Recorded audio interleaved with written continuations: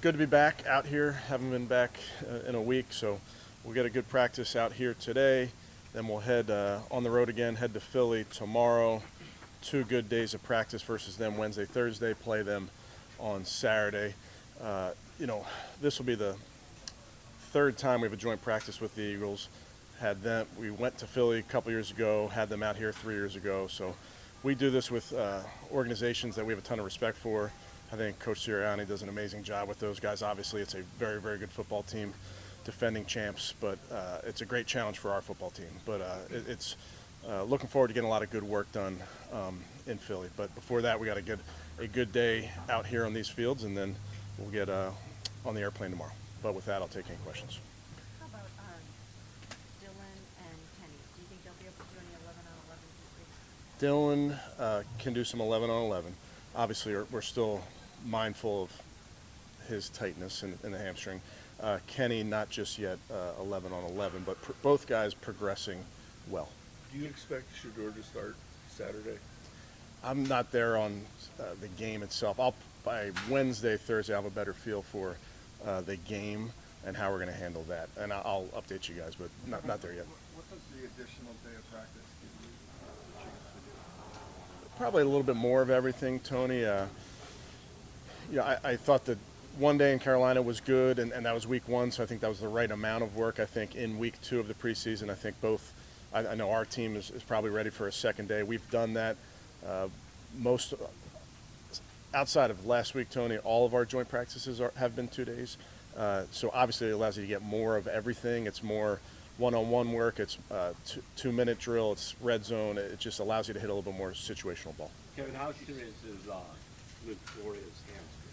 Yeah, serious. We'll update you guys on Luke later. Kevin, with the practices in Philly, do you know how you want to handle the quarterback reps against the Philly first-team defense and team rules? We'll kind of map that out here the next couple days, but it's a great challenge for all of our guys going up against a really good defense.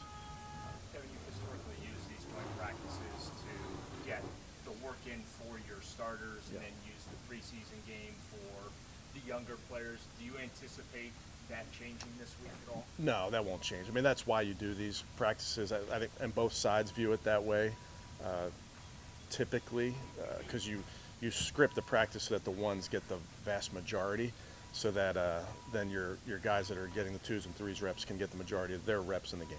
Ken, what did you see, or what did you think of some of the running backs on Friday night? Hadn't seen a lot of those guys, and then does that room feel kind of wide open right now?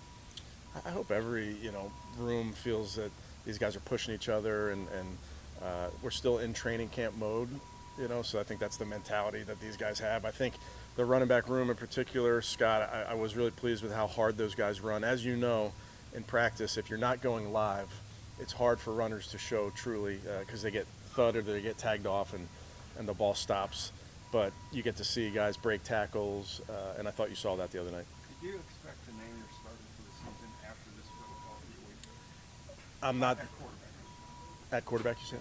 Yeah, I'm not there yet, Tony, but certainly those are all things I'm thinking about. Kevin, how good of a has that timeline on naming the quarterback shifted at all with the injuries? I understand you maybe haven't gotten a full evaluation of the guys who maybe I think you take everything into account, but we'll see how we get through this week and then make a decision. Kevin, how good Make of a decision on when to make a decision. Yes. how good of a test this week is it for both sides of your lines, your offensive line and your defense? It's a great test.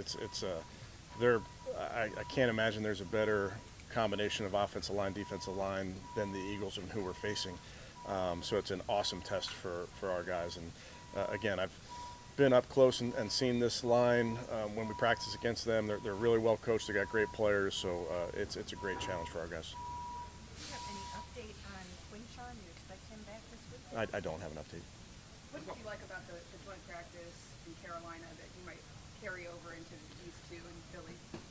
I think most joint practices follow a similar structure, if you will, and I think credit to Coach Canales down there, and then obviously Nick and I have talked, and we've done these type of structures before, so I think you want to be really organized, real efficient with your time, and make sure that you're getting all the looks that you need to get for both sides. A couple of defensive tackles. Mike Hall, you you have any update on when he might be back? I really don't have an update other than he's doing awesome. He's really working very hard. Do you know if week 1 is still in play? I'm going to keep it day to day, but he's doing really well. And what do you see? I know they were limited snaps. What do you see out of Mason on Friday night? Yeah, limited snaps, but really good first step for those guys. Like we talked about, it's just getting in uniform, getting through pregame, get on the field. There's a lot of adrenaline that kicks in there for those guys. So I thought he was, by and large, pretty good and plenty of stuff to clean up. On the first sack of Bryce Young, Mason Graham contribute in pushing, moving the quarterback? Absolutely, and that's, so many sacks. Sometimes it's just one guy beats him clean and makes a sack. A lot of times it's the push of the pocket forces a quarterback to get out, or the edge rush forces a quarterback to step up. So I think your pass rush really does work together, even though one guy sometimes gets that statistic with the sack. Kevin, with Gage and seeing him make plays, how much, him and Shador have worked together so much throughout the offseason. Like, how have you seen them develop the chemistry, and how has that benefited both of them? Yeah, I thought Gage has done a really nice job. Again, going back to rookie minicamp, he's a kid that you can really depend on. He knows what to do, and then he's fast. He's made plays with the ball in his hand, and it's good for that to show up in games. And quarterbacks love throwing to guys they can trust. With Dylan returning to practice or 11 on 11s today, can you share if he was taking first team reps in 11 on 11s starters before he got the hamstring injury? Will he do some of that today, and will Shador also perhaps maybe take any of those? Yeah, I'm not going to get into reps, Mary Kay, other than to say we're going to continue to mix these guys, and also say I'm trying to be we are trying to be very intentional about our quarterback's development, and I'm really pleased with where both our young guys are, and I could say that about our entire rookie class. They're all working very hard. They're all taking coaching and understanding that this is a progression for them. When you leave those practices last year with Philly, do you think, hey, this could be a team that goes to win the Super Bowl? Like, do you know if they're that good that early? I think in these settings, you definitely get a feel for the skill set of the teams you're facing. Yeah, I think you do. Now, Philly was a couple years ago. We were in Minnesota last year, right? Am I thinking that right? Yeah. Minnesota here. But, 2 years ago, that was still the same offensive line, quarterback, receivers. So I think you can definitely get a feel for personnel when you step on the field versus some of these teams, yes.